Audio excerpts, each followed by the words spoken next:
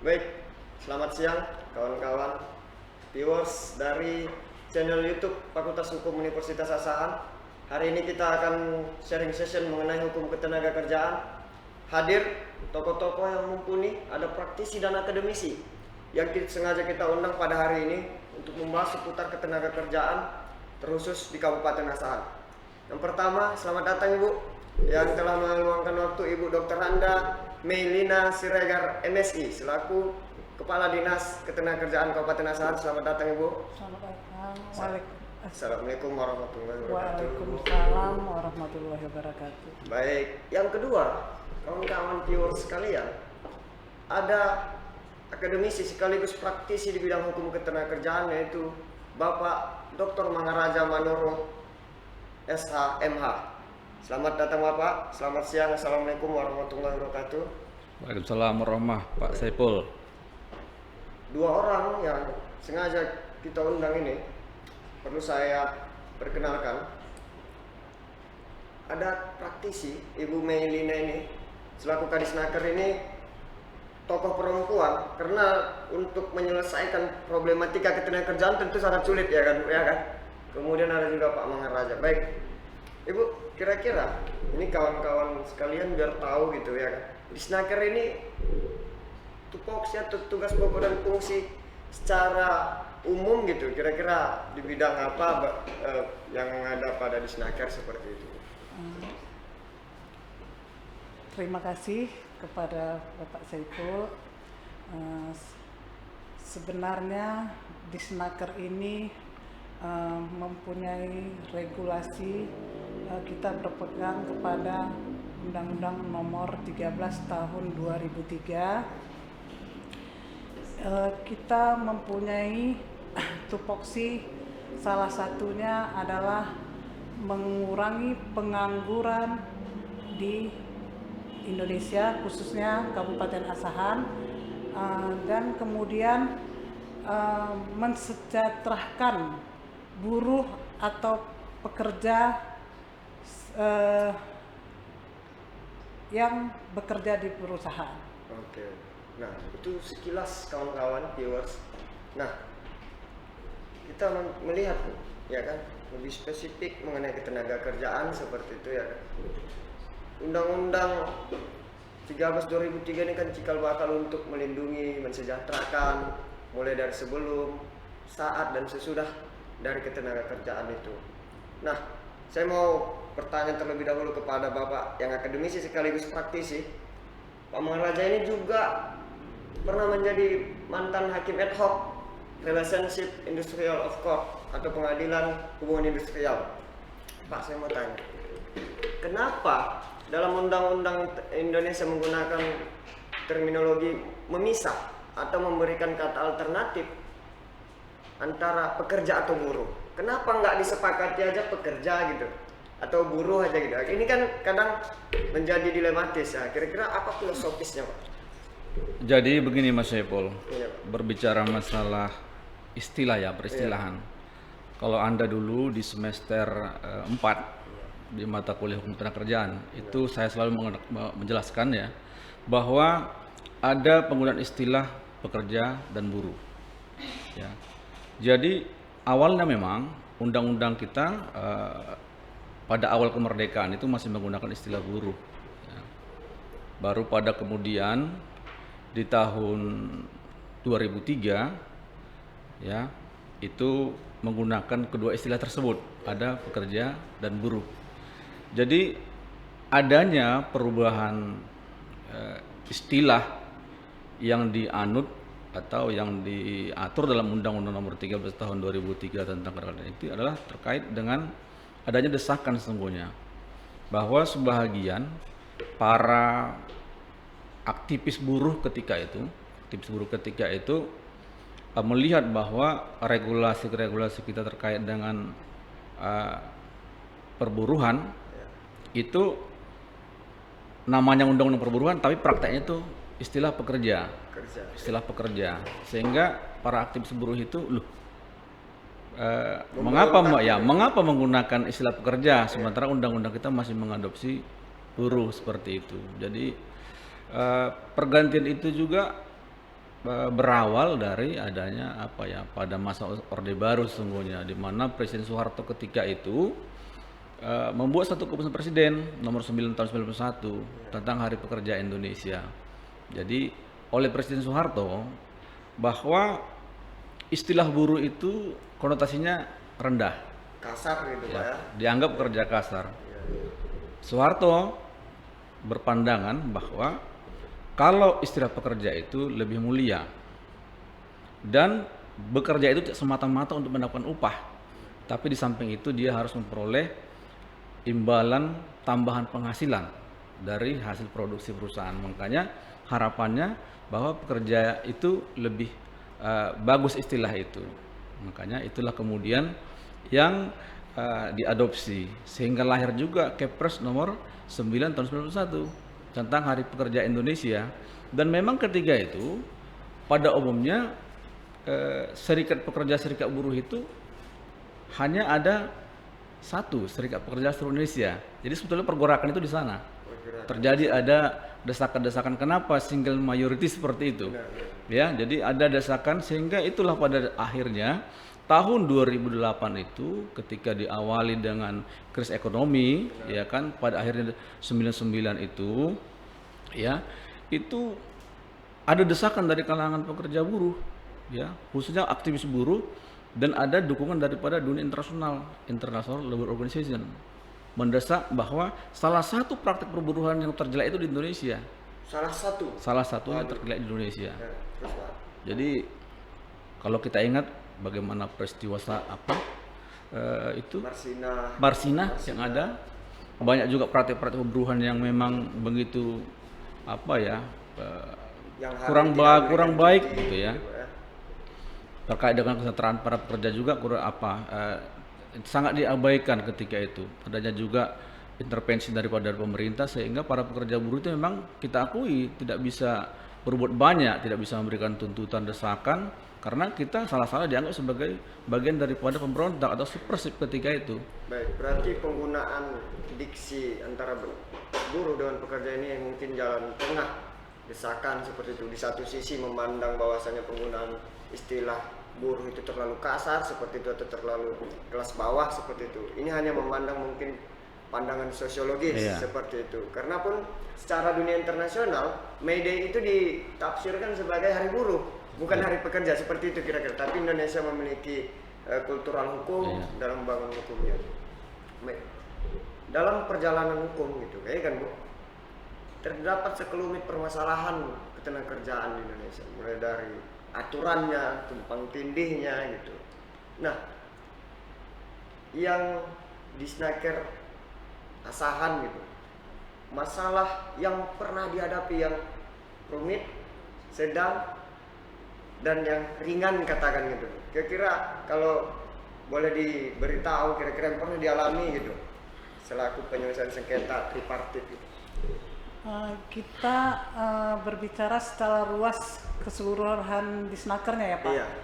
Kalau yang paling rumit itu saya rasa tentang pekerja migran. Pekerja migran Indonesia. Pekerja migran ini dia sebenarnya sudah ada badan yang dibentuk oleh Presiden, yaitu BP2MI, Badan Perlindungan Pekerja Migran, dan kita sudah melaksanakan MOU ya Pak. Kenapa saya bilang itu yang paling buruk? Karena saat ini kita ada kejahatan tentang perdagangan orang. Human trafficking. Ya, jadi mereka ini Pak, yang baru-baru ini yang kita jumpai di Kuala Namu itu masih muda-muda, pekerja ini seolah-olah berangkat seperti pelancong ya kan Pak, tapi dicurigai karena satu pesawat itu muda-muda, maka diadakanlah kerjasama antara di Snaker Provinsi dengan BP2MI ya kan. Mereka mencegah penerbangan itu. Ternyata betul itu adalah pengiriman orang yang ilegal ke luar negeri. Dengan dalih Ilegal. sebagai turis. Iya. Iya, ya. Turis. Pelancong kalau bahasa Iya. Melayu. Jadi itu sebenarnya yang tantangan sekarang ini yang kita hadapin. Kenapa saya bilang seperti itu? Karena di Indonesia banyaknya aturan untuk bekerja, ya kan? Dia mempunyai batas umur, ya kan? Jadi mereka karena memikirkan kebutuhan ekonominya, mereka terpaksa memang harus mencari kerja kadang ke luar negeri. Jadi ketika mereka berangkat tanpa dokumen, mereka menjadi ilegal dan ditangkap, dan itu menjadi permasalahan yang saya rasa paling banyak di Indonesia. Paling banyak. Apalagi mendekati Lebaran nanti, Pak.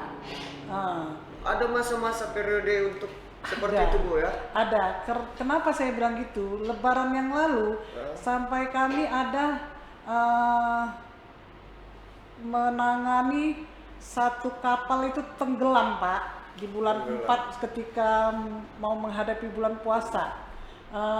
Satu kapal tenggelam, tapi karena dia tertangkapnya di perairan kita, ya kan, dan dibawa ke Asahan. Tapi setelah dilihat memang tidak ada penduduk Asahan sebenarnya. Tapi itulah sekarang yang paling berat yang dihadapi di Indonesia ini. Nah, kembali lagi, itu kan mungkin terkait permasalahan migran, kan, pekerja-pekerja ke luar negeri seperti itu. Nah, di Asahan ini kan bisa dikatakan sebagai daerah industrial, memiliki banyak perusahaan seperti itu. Terkadang kita melihat secara fakta gitu, banyak aksi-aksi dari buruh melaksanakan, bahwasanya pengusaha tidak merasionalisasikan atau menjalankan aturan terkait UMK, apalagi keputusan terbaru dari gubernur kan 3.024.000 saat ini UMK Kabupaten Asahan. Bagaimana saya secara praktisi dulu, nanti kita akan diskusikan bagaimana pandangan akademisi terkait itu. Jika perusahaan tidak menjalankan amanat dari keputusan gubernur yang terbaru, itu kan keputusan di penghujung tahun seperti itu. Nah, gimana, Bu, kira-kira? Kan 3.024.000 sekian gitu. Jadi sebenarnya kita makin ke depan ini akan memperbaiki dan memeriksa peraturan-peraturan di perusahaan yang mungkin selama ini ada perusahaan yang tidak tahu tentang peraturan ini. Jadi kami memang berusaha saat ini mensosialisasikan peraturan-peraturan yang ada serta memeriksa dokumen-dokumen yang ada di perusahaan sehingga benar-benar perusahaan itu menjalankan aturan-aturan yang ada sehingga melindungi pekerja yang ada di perusahaan. Nah, di satu sisi undang-undang ingin memberikan kepastian hukum, keadilan dan kemanfaatan seperti itu. Terjadi dilematis. Orang hanya campaign supaya hak-hak buruh pekerja yang diakomodir. Lalu kalau jika pengusaha ini kan sebenarnya niatnya bagus, membuka lapangan pekerja, dia dapat untung seperti itu. Lalu dilematis nih, ketidakmampuan pengusaha, apakah bisa dianulir atau diberi keringanan ketidakmampuan dari pengusaha ataupun perusahaan untuk membayar upah ataupun gaji berdasarkan UMK seperti itu? Gimana, Bu? Jadi Pak, sebenarnya di perusahaan itu kan kita menekankan peraturan perusahaannya. Peraturan perusahaan. Ya. Dia kan ada PP dan dia perusahaan itu harus mencatatkannya ke Disnaker. Jadi semua perjanjian kerja yang ada itu harus kami teliti. Ya, kalau memang dia perusahaannya tidak memungkinkan untuk membayar itu, tapi ada perjanjian antara pekerja dan si pencari kerja, ya itu nanti mungkin bisa kita duduk bersama, ya kan, bisa diiniin. Lalu bagaimana, Pak, perspektif akademisi gitu, kemudian nanti apakah juga pernah menangani sengketa terkait UMK selama Bapak pernah menjabat sebagai hakim ad hoc di Pengadilan Hubungan Industrial seperti itu? Ya, jadi menarik ya. Iya. Kalau misalnya pertanyaannya bagaimana terkait dengan pelaksanaan norma-norma ketenagakerjaan itu, misalnya masalah upah. Ya menurut kita dari akademisi, ya ini masih sebatas terkait dengan hanya penyesuaian saja. Jadi apa yang mereka terima itu, faktanya itu tidak bisa mengejar tingginya indeks harga konsumen. Ya. Nah, jadi kita dari akademisi memang bisa memahami ini karena situasi perekonomian kita secara nasional, secara global juga punya pengaruh terkait dengan bagaimana penyesuaian upah itu bagi para pekerja buruh. Nah, yang kita inginkan sesungguhnya dari para akademisi ya, dan juga praktisi, ada pengawasan, ya, ada pengawasan Yang dari dilakukan oleh instansi, ya. Tadi Bu Kadis sudah mengatakan bahwa di perusahaan itu ada peraturan perusahaan yang harus dicatatkan, benar. Kita mendukung itu ya kan. Namun kadang-kadang perusahaan ini banyak melakukan penyimpangan. Itu kadang-kadang yang bisa apa ya, mungkin terabaikan kita untuk melakukan pengawasan itu. Di samping itu peran serikat buruh juga harus proaktif. Jadi memang masih banyak perusahaan itu hanya sebatas menaikkan upah itu sesuai dengan upah minimum seperti tadi oleh Ibu Kadis. Sebenarnya 3.024.000 sekarang ini. Itu kan ketentuannya kan bagi mereka yang berlaku 1 tahun kerja, 0 tahun kerja, ya minimal. Jadi minimal masa kerjanya, minimal pengalamannya, minimal pengetahuannya. Nah, jadi bagi mereka yang bekerja itu di atas 1 tahun harus ada pintu ya dari pihak perusahaan untuk membicarakan ini sehingga ada kenaikan persentasenya. Jadi itu namanya dulu Mas Saiful ya, itu upah sundulan. Jadi harus ada grade-nya itu yang berbeda antara pekerja yang 0 tahun kerja dengan 1 tahun dan 2 tahun itu. Jadi itu sekarang namanya struktur skala upah yang wajib dibuat oleh pihak perusahaan dan juga pihak pekerja buruh di perusahaan serikat pekerja. Itu yang harapan kita dari akademisi supaya ada implementasinya. Karena ketika persoalan itu tidak diakomodir oleh pihak pengusaha, sesungguhnya bisa saja mereka membuat itu gugatan ke pengadilan industrial. Cuman harapannya seperti oleh Bu Kadis tadi, ada medianya untuk diselesaikan secara damai ya. Bukan tak boleh mereka ke pengadilan, tapi kita mendorong bahwa para mediator ya yang ada di instansi ketenagakerjaan bisa mengakomodir ini ketika terjadi persoalan yang diajukan oleh para pekerja buruh atau aktivis pekerja buruh, sehingga suasana di asalnya bisa lebih kondusif. Itu barangkali saran dari saya seperti itu. Selama menjabat sebagai hakim itu pernah nggak Pak ada yang mengajukan terkait permasalahan perusahaan tidak mematuhi aturan mengenai UMK seperti itu?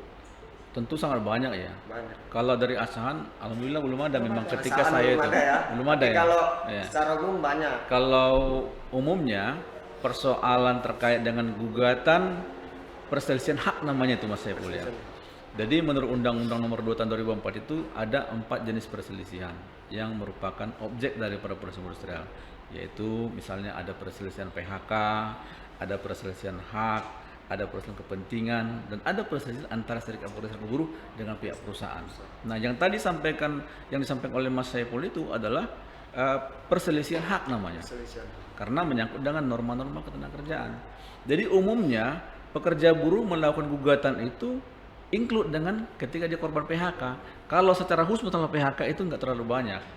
Jadi ketika dia di PHK, maka di sana dituntutnya kekurangan upah pada tahun 2020, 2001 misalnya seperti itu. Nah, jadi jarang sekali itu serikat itu mengajukan gugatan PHK yang khusus masalah upah.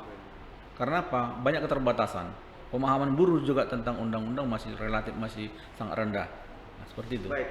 Ini juga memberi pengetahuan baru bagi kawan-kawan viewers channel yang menonton atau menyaksikan video ini.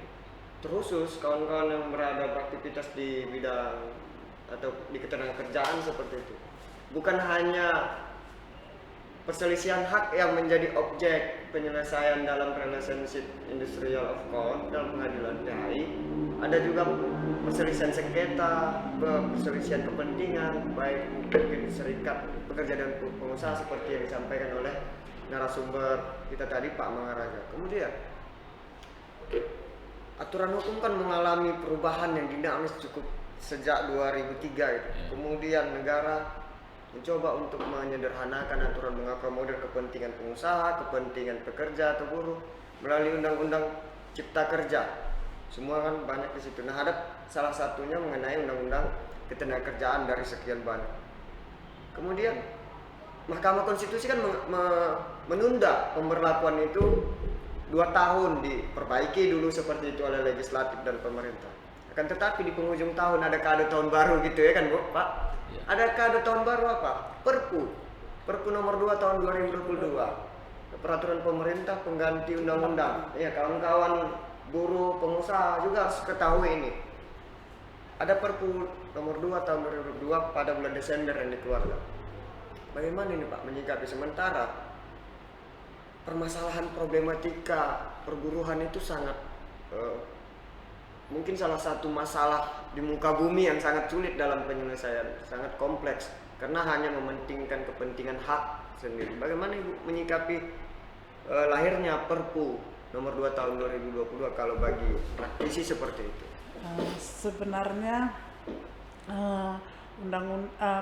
peraturan perundangan pemerintah pengganti undang-undang nomor 2 tahun 2022 itu dia tetap berpatokan kepada undang-undang nomor 13 tahun 2003 dan peraturan pemerintah seperti nomor 34, 35, 36, 37 itu masih kita pakai, Pak. Jadi saya rasa nggak ada masalah. Nggak ada masalah. Lalu kalau anak-anak kan dalam undang-undang atau Perpu 2022 ini kan bagian undang-undang ketenagakerjaan kan sebagian masih berlaku, ada yang diubah, ada yang dihapus seperti itu. Apa yang menjadi mencolok gitu, Pak, pada perbandingan antara Undang-Undang 13 2003 dengan Perpu yang saat ini? Seperti itu, Pak. Ini juga menarik ya, Mas Syekul. Kalau misalnya apa substansi persoalan yang menjadi kegelisahan para pekerja buruh terkait lahirnya Undang-Undang Nomor 11 Tahun 2020 ketika itu, kemudian ada turunannya PP 34, 35, 36 dan 37 itu, dan sekarang di akhir Desember kemarin ada lahir Perpu Nomor 2 Tahun 2022. Sebetulnya yang paling mendasar adalah menyangkut dengan status hubungan kerja, ya, yaitu yang disebut selalu dengan istilah pekerja kontrak atau outsourcing. Itu sebetulnya yang mendasar di sana, di mana kalau Undang-Undang Nomor 13 bahwa pekerjaan outsourcing itu atau yang dikenal dengan PKWT itu hanya dibatasi bagi pekerjaan-pekerjaan tertentu yang sifatnya itu sebagai pendukung, ya. Misalnya apa? Misalnya security, driver, itu boleh, office boy, office girl, ya. Kemudian nanti pekerjaan pendukung di tambang itu yang termuat dalam Undang-Undang Nomor 13 Tahun 2003 tentang ketenagakerjaan. Nah, dalam Undang-Undang Nomor 11 Tahun 2020 kemudian dirubah dengan Perpu Nomor 2 Tahun 2022 tersebut, itu sebetulnya hanya sekedar ganti kulit saja. Ganti kulit saja, iya, ganti judul aja. Jadi tetap sama dengan Nomor 2020. Jadi makanya tuntutan para pekerja buruh tetap juga itu juga masalah status kerja, hubungan kerja, dan juga ada sebagian masalah pengupahan di sana. Jadi dua pokok substansi ini sebetulnya yang menjadi kegelisahan bagi para pekerja buruh, dan juga ada hal lain yang terkait dengan hak seorang pekerja buruh ketika di PHK, ya. Itu yang mungkin menjadi selalu persoalan yang selalu muncul antara pekerja buruh dengan serikat buruh. Jadi memang kadang-kadang instansi sekarang agak repot lah dia kalau terjadi permasalahan itu, ya kan. Karena kan di Snaker ini tempat pengaduan, baik pengaduannya pengusaha, pengaduan dari pekerja atau buruh seperti itu. Nah, tadi di awal Ibu katakan bahwasanya di Snaker ini bukan hanya bidang relationship industrial aja seperti itu, ya kan? Lalu ada bidang-bidang lain. Nah, kita kan di tengah kondisi mungkin mendekati resesi ekonomi seperti itu, krisis ekonomi berimbas. Tentu membuka peluang cukup besar terhadap meledaknya pengangguran seperti itu. Kan banyak ini ancaman-ancaman PHK. Apa yang usaha dilakuin? Apakah buka job fair atau apa seperti itu? Apa yang dilakukan oleh Snaker rasanya? Jadi Pak, pertama untuk di bidang penempatan kami itu melakukan job fair kerjasama dengan perusahaan sehingga kami bisa mempublikasikan perusahaan yang ingin mencari pekerja. Tentu perusahaan pengennya dia yang sudah mempunyai legalitas, mempunyai uji kompetensi, sertifikat uji kompetensi ya kan. Jadi itu kami sandingkan Pak, dan kami sekarang sudah mempunyai sistem informasi ketenagakerjaan SIKAS Online. ya, Wah, online. betul. Jadi rakyat Asahan bisa melihat perusahaan mana yang sedang menerima pekerjaan di Indonesia dan menyesuaikan diri dengan kompetensi apa yang ada pada dirinya. Baik. Ini informasi juga bagi kawan-kawan viewers. Jika ingin melihat lowongan pekerjaan seperti itu, Iya. di Snaker Kabupaten Asahan sudah Punya SIKAS. memiliki sistem SIKAS namanya, SIKAS. SIKAS. Ya, silakan aja dibuka di SIKAS. Terlihat perusahaan mana aja yang menawarkan pekerjaan-pekerjaan, lowongan pekerjaan, baik bagi fresh graduate ataupun juga bagi yang sudah berpengalaman seperti itu. Lalu Bu, itu kan kalau perusahaan ini kan di Snaker hanya menjembatani Iya. seperti itu. Ada perusahaan buka pelowongan, di Snaker hadir situ. Lalu bagaimana usaha untuk kalau meningkatkan skill? Saya dengar Bu, dan saya sepengetahuan saya di Snaker ini kan pandangan saya nih Bu, Iya. kalau keliru sih seperti semi vertikal, ada kemenaker di atas, Iya. tapi dia kan hanya masih berkoordinasi aja, tidak vertikal. Saya ketahui ada balai ketenagakerjaan seperti itu. Nah, bagaimana bisa kawan-kawan yang ini kan buruh terutama ataupun yang mau memiliki kompetensi bisa mengikuti itu Bu, ya kan kita mau edukasi kawan-kawan seperti itu. Sebenarnya kita banyak kali penawaran kepada perusahaan agar skill para pekerjanya dapat memenuhi apa yang pengen Kebutuhan pasar gitu. kebutuhan pasarnya Iya. ya kan. Jadi itu sebenarnya kami ada penawaran bermacam-macam seperti magang. Magang kita adakan di perusahaan. Perusahaan bisa kita membantu dari Balai Pelatihan Kerja di Medan, Balai Vokasi Medan untuk mendatangkan pelatih-pelatih melatih di perusahaan. Itu kalau kita adakan magang, yang menanggung biaya selama magang itu balai, bukan Balai. perusahaan, balai. Jadi sudah ada kita jalankan seperti itu, dan kemudian bagi para pengangguran yang mungkin ingin mempunyai sertifikasi, kita juga sudah bekerja sama dengan Balai Vokasi Medan, ya kan, sudah bekerja sama untuk melatih masyarakat Asahan agar dapat mempunyai sertifikat uji kompetensi dan dilatih di balai yang benar-benar balai sekarang itu memang seperti udah di industri dia. Udah di Balai Vokasi Medan itu sudah cukup mempunyai fasilitas yang cukup ya kan, seperti berbintang 5 Pak. Jadi di samping itu masyarakat Asahan juga bisa kita kirimkan ke balai-balai lain seperti di Bandung, di di Bekasi, Semarang, sesuai dengan keinginan dia di tingkat skillnya di mana gitu. Misal mau memiliki basic desain grafis, Ya, diarahkan ke ini terakhir balai. mungkin itu, ya kan.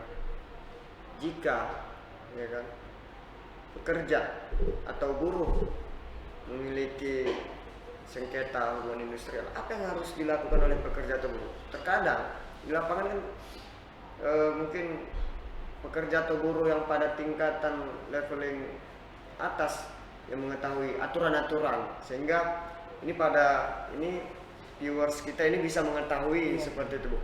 Misal menghadapi sengketa terutama empat perselisihan itu yang diatur dalam undang-undang. Apa yang harus dilakukan oleh pekerja atau buruh? Apakah harus melalui serikatnya? Apakah bisa bertindak secara individu? Kemana?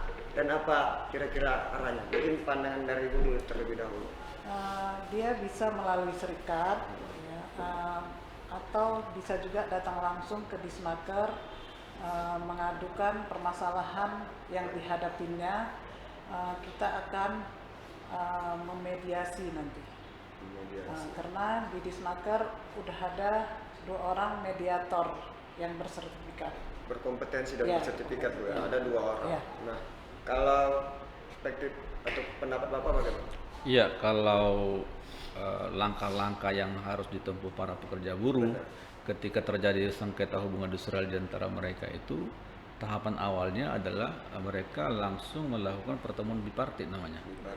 Bipartit itu adalah pertemuan yang dilakukan oleh pekerja buruh dengan pihak manajemen, membicarakan apa persoalan sehingga mereka bisa menyelesaikan sendiri masalahnya. Nah, jadi undang-undang itu mengatur bahwa itu masanya 30 hari saja.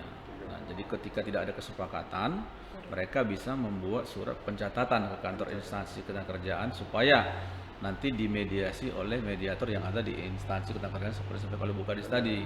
Nah, boleh ke serikat? Ya, bagi para pekerja buruh yang berstatus sebagai anggota, kan mereka juga punya keterbatasan.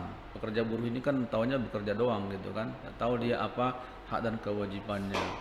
Jadi dia boleh menyampaikan kepada serikat untuk didampingi. Jadi pada proses bipartit juga dia boleh didampingi itu.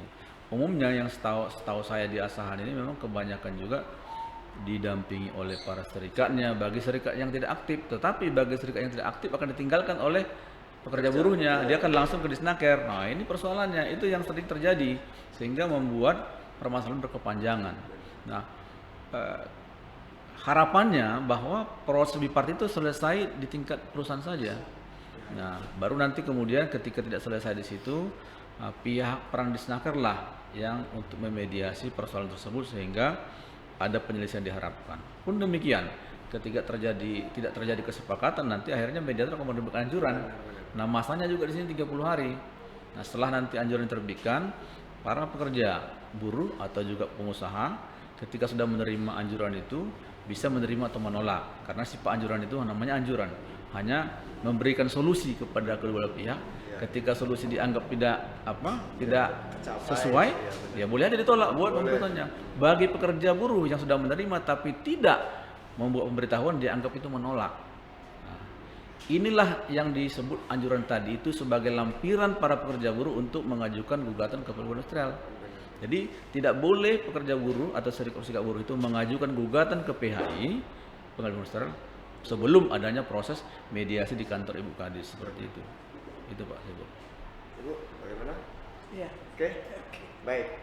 Mungkin karena keterbatasan waktu, closing statement mau dimulai dari mana? Kali ini saya bebaskan.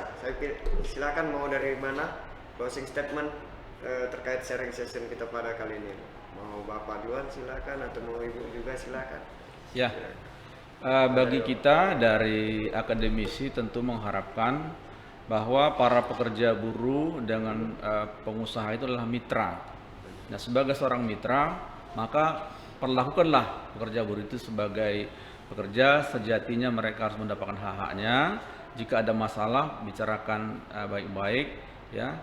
Kemudian bahwa kita harapkan juga para pengurus serikat buruh di perusahaan bisa memberikan kontribusinya, memberikan pendidikan, pelatihan dan juga dorongan supaya persoalan yang timbul itu jangan menjadi membesar, tapi harus bisa selesai di tingkat sendiri sehingga akan lebih ekonomis dan praktis dan tentu bisa membahagiakan para pihak, tidak harus komplit dahulu, tidak harus mogok dahulu seperti itu. Itu harapan dari kita akademisi supaya lebih aman Bu Kadis. Oke, siap. Kali Ibu bagaimana closing statementnya Bu? Ya, Kalau silakan. saya mengharapkan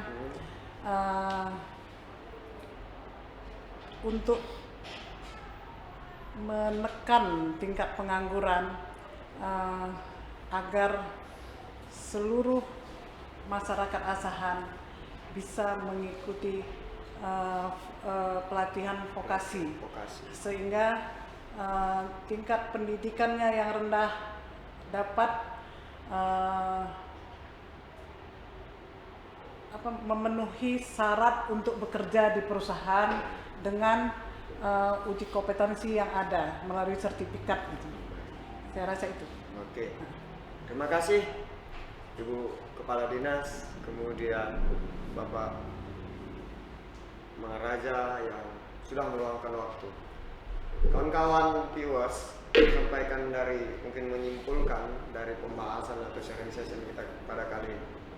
Yang pertama, guna mengurangi pengangguran, Disnaker berupaya untuk menjembatani masyarakat Indonesia untuk memiliki kehidupan yang layak dan sejahtera melalui apa?